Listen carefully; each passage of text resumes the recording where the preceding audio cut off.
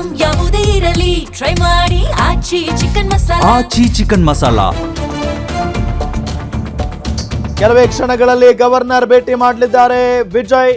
ಸರ್ಕಾರ ರಚನೆಗೆ ಅವಕಾಶ ಮಾಡಿಕೊಡುವಂತೆ ಮನವಿಯನ್ನ ಮಾಡಿಕೊಳ್ಳಲಿದ್ದಾರೆ. ಬಹುಮತ ಸಾಬೀತಿಗೆ 2 ವಾರ ಸಮಯಾವಕಾಶವನ್ನ ಕೇಳೋ ಸಾಧ್ಯತೆ ಇದೆ. ಈಗಾಗಲೇ ಬಹುಮತಕ್ಕಾಗಿ ಮೈತ್ರಿ ಮೊರೆ ಹೋಗಿದ್ದಾರೆ ವಿಜಯ್ ಅವರು. ಸೊ ಟಿವಿಕೆಯ 106 ಶಾಸಕರು ರೆಸಾರ್ಟ್ಗೆ ಶಿಫ್ಟ್ ಆಗಿರೋದು. ನಾಳೆ ಪ್ರಮಾಣ ವಚನ ಸ್ವೀಕಾರ ಕಾರ್ಯಕ್ರಮಕ್ಕೆ ಶಾಸಕರು ಆಗಮಿಸ್ತಾರೆ. ಕೆಲವೇ ಕ್ಷಣಗಳಲ್ಲಿ ಗವರ್ನರ್ ಭೇಟಿ ಮಾಡಲಿದ್ದಾರೆ ವಿಜಯ್ ಅವರು.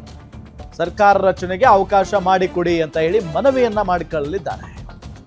ಬಹುಮತ ಸಾಬೀತಿಗೆ 2 ವಾರ ಸಮಯಾವಕಾಶ ಕೇಳುವಂತ ಸಾಧ್ಯತೆ ಇದೆ.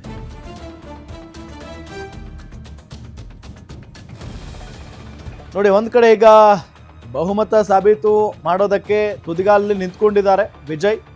ಏಕೆ ಅಂತ ಅಂದ್ರೆ ಈಗಾಗಲೇ ಒಂದ್ ಕಡೆ 5 ಜನ ಶಾಸಕರಿರುವಂಥ ಕಾಂಗ್ರೆಸ್ ಕೂಡ ಟಿವಿಕೆಗೆ ಬೆಂಬಲವನ್ನ ಘೋಷಣೆ ಮಾಡಿರುವುದು. ಮತ್ತೊಂದು ಕಡೆ ಅಣ್ಣಾ ಡಿಎಂಕೆ ಇಬ್ಬಾಗ ಆಗಿ 35 ಜನ ಶಾಸಕರ ಟೀಮ್ ಈಗ ಟಿವಿಕೆಗೆ ಸಪೋರ್ಟ್ ಮಾಡೋದಕ್ಕೆ ಮುಂದಾಗ್ತಾ ಇದೆ.